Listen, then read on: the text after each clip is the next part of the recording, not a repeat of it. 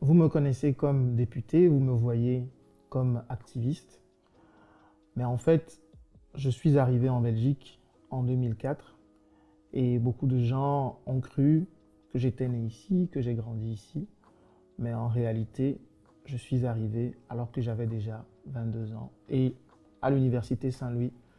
Certains m'ont appelé le blédard pendant 3 ans sans que je ne le sache. Et aujourd'hui, ces gens, quand ils me voient, certains n'en croient pas leurs yeux de me voir député.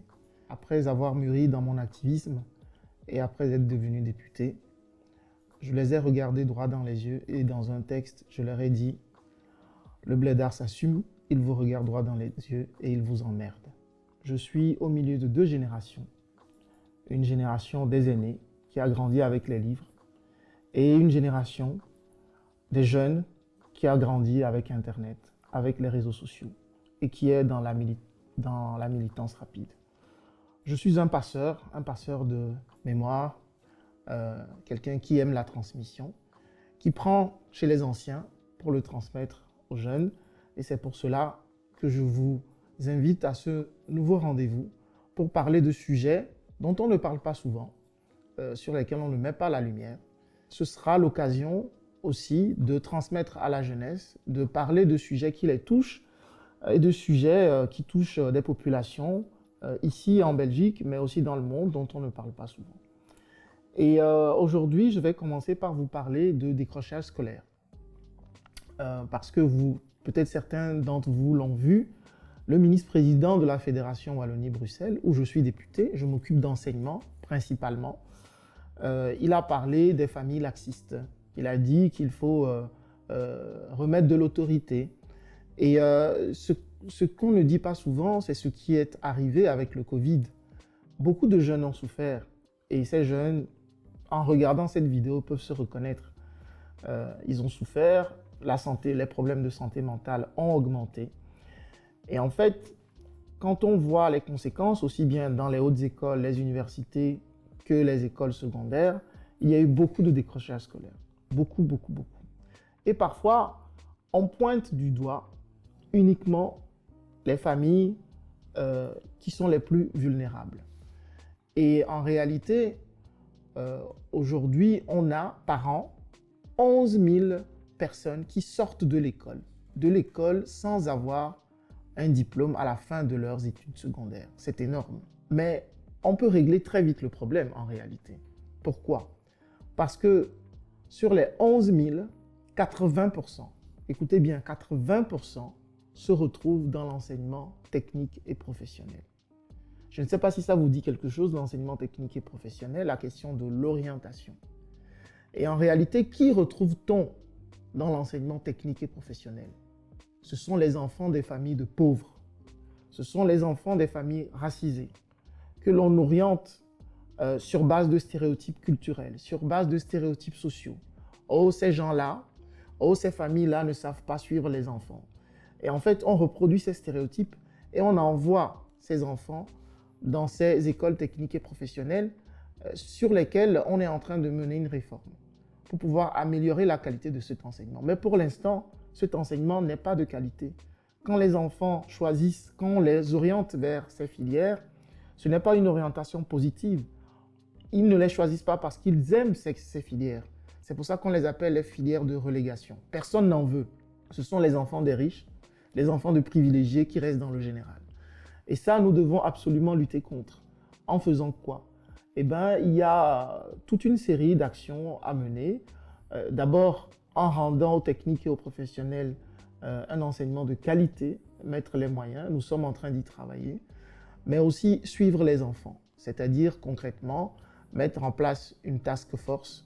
Cette task force, c'est-à-dire un groupe qui fait le suivi des enfants à tous les niveaux, depuis le primaire jusqu'au secondaire. Les enfants de familles précarisées sont les plus touchés par le décrochage scolaire. Alors parfois, on accuse les parents de manquer d'autorité ou en tout cas de ne pas suivre assez bien la scolarité de leurs enfants.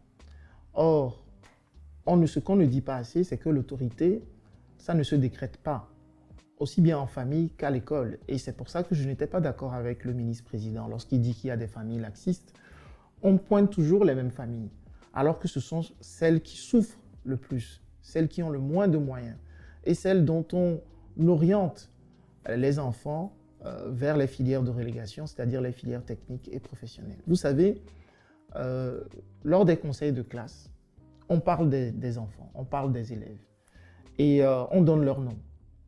Et quand on lit un nom, on peut deviner l'origine. Parfois, il y a la photo du gamin, et on peut avoir des stéréotypes, des préjugés sur les enfants, de milieux populaires, c'est-à-dire de milieux pauvres, des quartiers populaires, mais aussi des enfants qui sont d'origine étrangère. Et immédiatement, ces stéréotypes ont un impact sur l'orientation qu'on donne à ces élèves et qu'on envoie dans ces filières où il y a du décrochage scolaire. Mais pourquoi il y a du décrochage scolaire dans ces filières? Tout simplement parce qu'il n'y a pas d'envie. Et il faut rehausser le niveau de l'enseignement technique et professionnel. Il faut faire en sorte qu'on puisse d'abord faire de la prévention du décrochage scolaire. Comment est-ce qu'on donne envie aux élèves d'entrer dans les apprentissages? De faire en sorte qu'ils se sentent fiers d'aller à l'école, de prendre le plaisir d'aller à l'école. Le plaisir, c'est quelque chose de très important. Moi, je viens d'un milieu où, vous savez, l'effort, c'est comme une épée de Damoclès ou un marteau qu'on met sur la tête de l'enfant. On lui dit, tu dois réussir. Et même quand il n'a pas, parfois, quand il a du talent pour une matière ou pour quelque chose, on lui dit, non, tu dois faire tel choix, tu dois faire tel choix. On n'écoute pas assez les enfants. Aussi dans certains milieux, notamment dans les milieux précarisés, j'en viens. Et donc, il est très important que l'enfant ne soit pas limité à une sorte d'objet à qui on dit « tu dois aller et tu dois réussir ». Non, on doit lui expliquer pourquoi il doit réussir et lui-même doit trouver du sens. Ce que le Covid a fait, c'est qu'il a eu un impact très négatif sur la perte de sens. C'est-à-dire les élèves ont perdu, et les étudiants et étudiantes ont perdu beaucoup de sens dans leurs apprentissages. Et c'est pour ça qu'il faut des pédagogies novatrices, c'est-à-dire qu'on forme mieux les enseignantes et les enseignants, d'abord à la gestion des stéréotypes culturels, sociaux, qu'on les forme à ne pas être influencés par leurs stéréotypes lorsqu'ils doivent prendre des décisions, lorsqu'ils doivent orienter des élèves, pour que ces élèves se retrouvent dans le technique et le professionnel. Et qu'on retrouve toujours les mêmes profils dans les mêmes écoles. Ça ne va pas. Et dans la prévention, on doit aussi travailler avec les acteurs socioculturels. Parfois, par le théâtre, par le cinéma, par des acteurs associatifs que l'on amène à l'école. On peut aussi les mettre à disposition de la formation des enseignantes et enseignants, mais aussi dans les classes en lien avec les élèves pour donner plus envie aux élèves d'apprendre. C'est ce qu'on appelle le décrochage passif, c'est-à-dire que l'élève est en classe, mais en réalité, il ne l'est pas. Sa pensée est autre part et c'est comme ça qu'il commence à décrocher. Et cet aspect-là, on n'en parle pas beaucoup, on ne le traite pas. On ne trouve pas des solutions avant que l'élève ne quitte définitivement l'école et ne vienne plus. Et puis, on doit donner des moyens, on doit avoir, disons, plus de cohérence entre les politiques. Aujourd'hui, les communes luttent contre le décrochage scolaire. Les écoles luttent contre le décrochage scolaire. La Fédération Wallonie-Bruxelles lutte contre le décrochage scolaire. Même la région bruxelloise lutte contre le décrochage scolaire. Mais il n'y a pas de lien. Il faut créer plus de liens entre ces entités pour faire le suivi et avoir beaucoup plus de relations avec les parents. Une meilleure relation entre l'école et les familles. C'est la solution numéro 1 au début du décrochage scolaire. Aujourd'hui, les familles qui connaissent bien l'école, les codes scolaires, ce sont les familles les plus riches. Ce sont les familles les plus aisées, qui savent comment mettre la pression sur l'école, comment interpeller l'école sur tel sujet ou tel autre, parce que leur enfant a tel problème. Mais les enfants de celles et ceux qui se réveillent à 5 heures du matin pour aller travailler, pour aller bosser, et qui reviennent tard le soir, ils sont fatigués. Ils n'ont pas toujours le temps de suivre. Mais d'abord, ils ne comprennent même pas comment l'école fonctionne. Ils ne comprennent pas. Et donc, parfois, ils ont peur. Pour eux, l'école est une autorité. On ne doit pas la remettre en cause. On ne doit pas remettre en cause l'autorité les décisions de l'école. Mais parfois, il faut aussi expliquer que les parents qui viennent des quartiers populaires, les parents qui ne comprennent pas le système scolaire, on doit aussi tenir compte de leur code. C'est-à-dire faire en sorte, mettre en place des outils pour qu'ils puissent comprendre le fonctionnement de l'école et qu'ils puissent faire le lien avec leurs enfants. C'est comme ça qu'on va éviter aussi le décrochage scolaire et que les parents puissent signaler beaucoup plus tôt et beaucoup plus vite des problèmes qui sont liés à leurs enfants vers les écoles. L'école est un lieu d'épanouissement, c'est un lieu de vie, c'est un lieu de socialisation. Vous savez, les enfants, ils n'apprennent pas seulement à la maison, ils passent la majorité de leur temps à l'école. Et il est très important que l'on puisse comprendre la notion d'autorité. Et en réalité, vous savez, quand j'étais petit, moi, on me frappait souvent. J'ai subi énormément de violences physiques. Mais j'ai compris une chose en grandissant. Pourquoi est-ce que je savais que je commettais des erreurs, que je faisais des bêtises? Mais plus on me frappait, et plus je continuais à faire des bêtises. Pourquoi? Parce qu'à un moment donné, l'enfant, il se dit, qu'est-ce que j'ai à perdre finalement? Qu'est-ce que j'ai à perdre? C'est la même chose pour un enseignant ou une enseignante qui crie sur les élèves chaque fois, régulièrement. À un moment donné, les élèves s'habituent. Or, quand on élève la voix rarement, les élèves comprennent l'autorité. C'est ça l'incarnation de l'autorité. L'autorité ne se décrète pas, elle s'incarne. Et c'est comme ça que les élèves reconnaissent une légitimité et co-construisent les apprentissages avec les enseignantes et enseignants et prennent du plaisir et finissent par ne pas décrocher. Et ça, nous devons y veiller. J'ai été frappé en tant que politique, mais aussi en tant que citoyen, tout simplement, par les problèmes de corruption, les affaires de corruption. Vous avez entendu parler du Qatargate, de l'affaire du Parlement wallon, de WBI. On n'a pas beaucoup parlé de Wallonie-Bruxelles International, hein, c'est-à-dire l'agence qui s'occupe des relations internationales et diplomatiques des entités francophones. Donc la Fédération Wallonie-Bruxelles, la Wallonie et la COCOF, donc les francophones de Bruxelles. Il se passe des choses très graves à Wallonie-Bruxelles International. Ça, c'est l'administration. Mais au niveau politique, il se passe des choses très graves. Et vous savez, mon engagement politique est aussi fondé sur la lutte contre la corruption. Et si j'ai choisi un parti comme Écolo, c'est parce que ce parti a aussi dans son ADN le respect de la société, le respect de l'humain, le respect de l'environnement, mais aussi le respect de la société. Quand on détourne de l'argent public, c'est de l'argent qui ne va pas aux plus pauvres, aux plus précarisés. Et ça, c'est quelque chose... dans mon engagement politique, l'une des choses qui m'ont les plus motivé, c'est la lutte contre les inégalités. La lutte contre les inégalités sociales. Je viens d'un milieu très pauvre, j'ai souffert et je me mets à la place de gens qui sont de ces milieux. Et l'argent qu'on détourne, l'argent qui est détourné, la manière dont on corrompt les politiques, je pense que nous devons en parler. Ça, c'est très, très, très important. En Afrique, il y a toujours des complexes liés à la corruption. On a l'image de l'Afrique, les stéréotypes qui circulent sur l'Afrique. Et je vous ai dit que moi, je suis arrivé ici, j'étais déjà grand, hein, j'avais déjà une socialisation politique. Et j'ai remarqué que dans les stéréotypes qui circulaient sur l'Afrique, celui qui collait le plus dans l'opinion publique au continent africain, c'est la corruption. Le complexe colonial a fait que, à l'époque, nous on disait au pays que en Europe, il y avait peut-être de la corruption, mais c'était de la corruption civilisée. C'est-à-dire que les gens étaient beaucoup plus civilisés en détournant de l'argent. Mais quand je vois la manière dont les gens ont été arrêtés avec des valises, en courant avec des valises de billets, je me dis, mais où se trouve la corruption civilisée?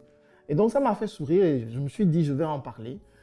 Et quand vous voyez les autres partis, vous voyez le Parti socialiste avec Marc Tarabella, et vous voyez par exemple le mouvement réformateur, le MR, les libéraux, avec David Lester, Gaëtan Van Guatenauve et d'autres qui sont allés au Maroc, avec des voyages tout frais payés par l'État marocain pour faire du lobbying par rapport à la question du Sahara occidental. Alors ce qui est magnifique dans cette histoire, et je parle ironiquement, c'est que le président du MR bruxellois, David Lester, a dit « Si je dois le refaire, je le referai ». Et il a dit « Il est très important d'y aller parce qu'on a quand même des citoyens bruxellois d'origine marocaine. » Et ça m'a étonné. Je me suis dit « Waouh, le MR qui fait du communautarisme. » Donc le MR assume le fait de se faire payer des voyages par un État qui fait du lobbying politique sur une question sensible comme le Sahara occidental. Et ces gens vont au Maroc, assument le fait d'être allés aux frais d'un État et de dire, vous savez, il y a des citoyens bruxellois d'origine marocaine. Oui, il y a des citoyens bruxellois d'origine marocaine. Mais quand vous faites le procès du communautarisme aux autres, pourquoi est-ce que vous assumez le fait de cibler nos concitoyens d'origine marocaine? C'est quoi votre but en faisant ça? Ça, c'est la question que je me posais en écoutant David Lester qui assumait, vous savez, plus c'est gros, plus ça passe. En gros, c'est ça la tactique. Et en réalité, non, on ne doit pas l'accepter. On ne doit pas l'accepter parce que il y a des règles qui doivent être respectées lorsqu'on est en politique. On doit montrer l'exemple. Et c'est pour ça que l'éthique, pour moi, en politique, c'est quelque chose de fondamental. Aujourd'hui, les jeunes qui nous suivent doivent avoir des modèles, doivent avoir de bons exemples. Et si on commence à leur donner ces exemples où on se fait payer des voyages, on se fait payer des billets, des liasses de billets, on se fait corrompre, où va la démocratie? Notre démocratie est minée par la corruption. Et cela, nous devons le combattre. Et il y a des solutions. Il y a des solutions très claires qu'on doit mettre, des règles qu'on doit mettre en place et qui doivent nous permettre de lutter efficacement contre cette corruption. Parce que vous savez, on donne très souvent des leçons à l'Afrique. On donne beaucoup de leçons à l'Amérique du Sud. On donne beaucoup de leçons aux Asiatiques. Parce qu'on a l'impression, par occidentalocentrisme, c'est-à-dire, d'abord, c'est nous qui sommes les maîtres de la démocratie, les maîtres de la transparence, etc. Et quel exemple nous donnons au monde? Depuis plus de 4 mois, 5 mois, voire 6 mois, l'organisation la plus importante en Europe, le Parlement européen, c'est vraiment dommage d'en arriver là.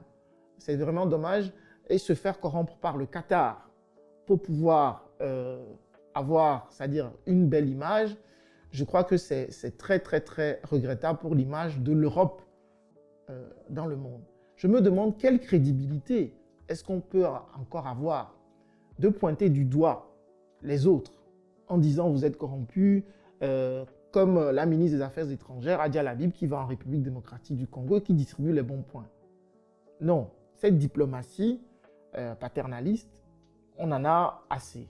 Quelles sont les solutions? Alors déjà, par rapport à tout ce qu'on a entendu, il faut déjà commencer à refuser les cadeaux. Parce que quand on vous donne un cadeau, très souvent, on attend quelque chose de vous. Il faut que les élus politiques commencent à refuser les cadeaux des lobbies, des États étrangers, etc.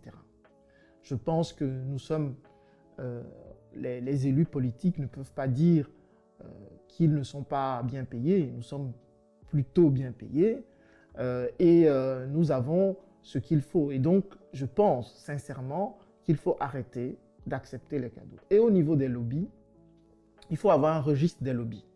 Le lobbying, c'est quelque chose de naturel en politique. Les ONG, les ASBL, les associations font du lobbying. Et donc, que le monde industriel, que le monde de l'entreprise puisse faire du lobbying, c'est normal. Néanmoins, je pense qu'il est important qu'on puisse déclarer les réunions que l'on fait lorsque on rencontre des personnes ou des structures qui font du lobbying auprès des politiques. Il faut déclarer ce que les lobbyistes vous proposent. Ça, c'est quelque chose de très important. Au niveau des voyages. Et ça, je le dis, je m'adresse à mes collègues du MR. Non, ce n'est pas normal de se faire payer un voyage par un État étranger. Ce n'est pas normal. Certains disent, oui, mais ça dépend de ce que je vais y faire. Si ça rentre dans mes compétences, je l'accepte. À partir de quel moment on met une limite?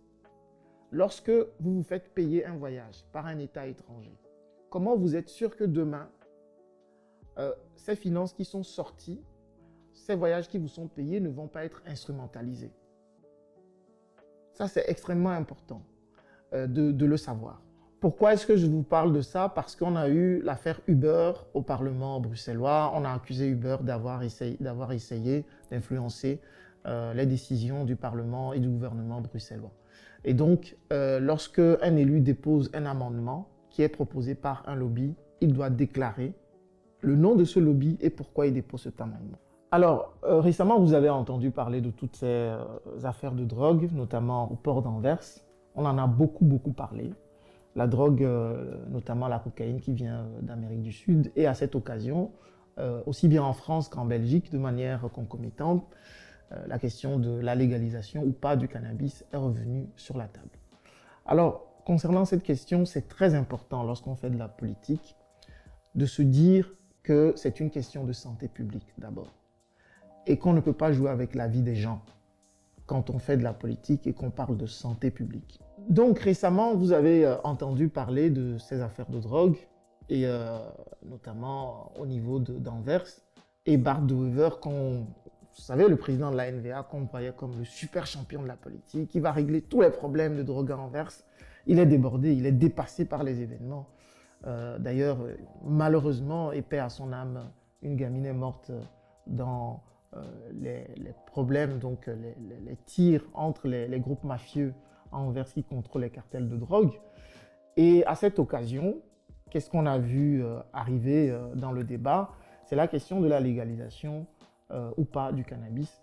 Et en fait, ça s'est fait de manière concomitante en France et en Belgique. Parce qu'en France, il y a eu des rapports, notamment du Conseil économique, social et environnemental, mais aussi d'un groupe parlementaire, d'une commission parlementaire sur la question de la légalisation de la drogue douce, entre guillemets, que l'on appelle le cannabis. Alors, vous savez, lorsqu'on parle d'une telle question qui est importante, je crois que nous, politiques, nous devons sortir de l'idéologie. Nous devons sortir de notre milieu culturel, de ce que nous avons toujours entendu, prendre du recul. En tant qu'enseignant, on m'a toujours dit, vous devez former les élèves à devenir des citoyennes et des citoyens critiques, qui peuvent prendre du recul sur leur milieu d'origine et pouvoir trouver des solutions, apporter des solutions à la société. C'est ce que je fais aujourd'hui parce que je viens d'un milieu où le cannabis, c'est niet et point. C'est de la répression pure. On n'en parle pas. Et si je suis arrivé tard, parce que je suis arrivé à 22 ans, comme je l'ai dit, en Belgique, c'est que ma mère avait très peur que je vienne, la caricature, le stéréotype de l'Europe au niveau des méfaits, c'est d'abord la drogue. Mais moi, j'ai pris le temps de réfléchir et le temps de prendre du recul sur ce que j'ai connu dans mon milieu culturel. Et je me suis dit, et c'est ce que nous disons à Écolo, plutôt que de prendre l'angle de la stigmatisation de la jeunesse, de la stigmatisation des quartiers pauvres et l'angle de la répression par la police et la justice, on devrait traiter cette question comme une question de santé publique et une question de prévention. Les jeunes écologistes, depuis 2013, et le parti écolo a suivi, sont pour une légalisation contrôlée par l'État. C'est important, pourquoi? Parce que si vous prenez l'angle de la répression, les policiers luttent contre le fait qu'on puisse vendre du cannabis. Mais en réalité, ils ne peuvent pas résoudre le problème, puisque selon les chiffres, en 2014, Charles Michel était Premier ministre et il a dit tolérance zéro pour le cannabis. Résultat, la consommation a bondi. Entre 2001 et 2018, on est passé de 10 à 26% en termes de consommation. Au niveau de la justice, qu'est-ce qui se passe? Les petits délits de consommation engorgent les tribunaux. Les tribunaux sont pleins. Et on met beaucoup de moyens financiers dans la police et dans la justice pour ça. Par contre, est-ce que ça résout le problème? Plus on réprime, et plus la consommation augmente. Et qui en profite, ce sont les réseaux criminels. En France, j'ai les chiffres français, en France, selon les calculs, les réseaux criminels qui vendent du cannabis gagneraient jusqu'à 1 milliard d'euros par an. 1 milliard d'euros par an. Alors que si on avait une légalisation contrôlée, l'État pourrait effectivement avoir un contrôle sur la consommation. En termes de santé publique, qu'est-ce qui se passe?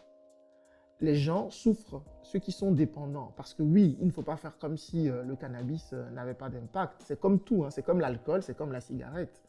Lorsque vous en consommez trop, ça a un impact. Et donc, qu'est-ce qui se passe? En réalité, l'État n'arrive pas à soigner les gens qui sont dépendants. Pourquoi? Puisque c'est illégal. Il y a certains qui ne veulent pas aller dans les hôpitaux parce qu'ils vont être dénoncés.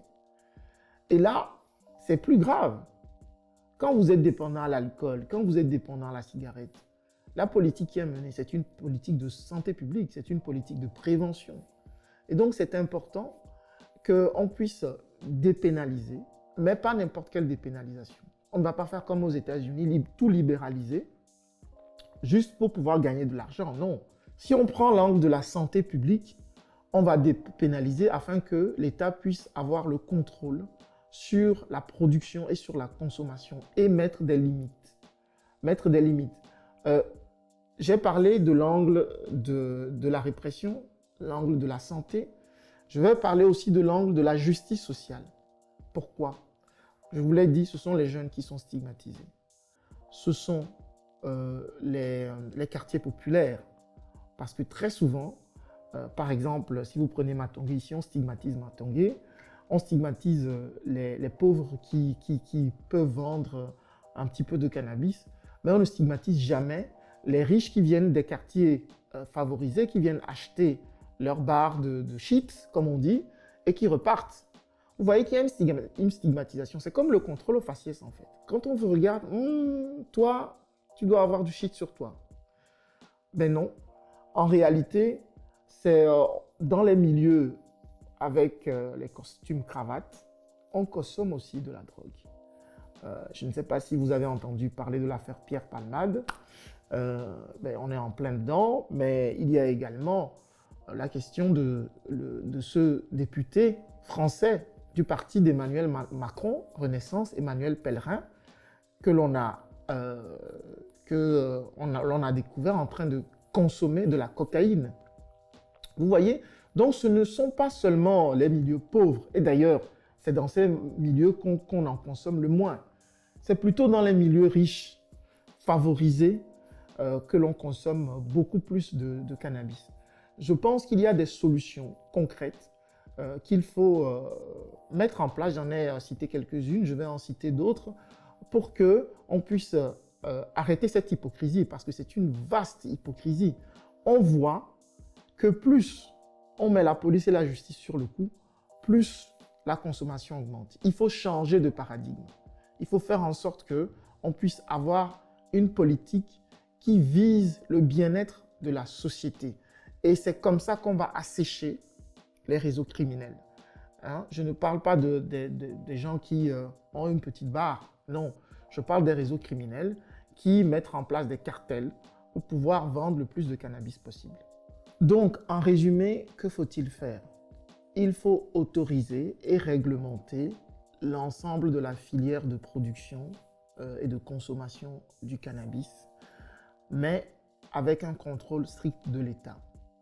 Il faut ensuite mettre des règles claires et strictes aux officines de production du cannabis, comme dans d'autres pays. Il faut réglementer le taux de THC. Le THC, c'est une molécule qui se trouve dans le cannabis. Il faut réglementer parce qu'aujourd'hui, puisqu'il n'y a pas de réglementation, eh bien, dans le cannabis qu'on produit, on augmente la dose de THC et ça a un impact, un très mauvais impact sur la santé des consommateurs. Il ne faut pas faire de pub du cannabis. Il faut interdire la consommation aux mineurs. Et il faut faire en sorte qu'il y ait de la prévention et de l'éducation, plus d'éducation, c'est-à-dire qu'on prenne l'argent de la répression et qu'on puisse le mettre un peu plus sur la prévention, comme on le fait pour l'alcool, pour la cigarette. C'est comme ça qu'on luttera efficacement contre la question des drogues. Ben, c'était tout pour ce premier numéro. J'espère que ce format vous a plu. Nous avons abordé beaucoup de sujets et vous avez pu percevoir le fil rouge hein, de ce que je dis, la lutte contre les inégalités, la justice sociale. Pour moi, c'est fondamental. L'égalité. Dans les trois sujets qu'on a abordés, vous avez pu percevoir ce fil rouge-là. N'hésitez pas à me suggérer des sujets. Je suis très curieux de vous entendre, de lire et d'entendre vos suggestions. N'hésitez pas à me contacter en privé sur mes plateformes, mais aussi à laisser surtout des commentaires par rapport à tout ce que je viens de dire. Je vous donne rendez-vous le mois prochain, puisque c'est un format mensuel.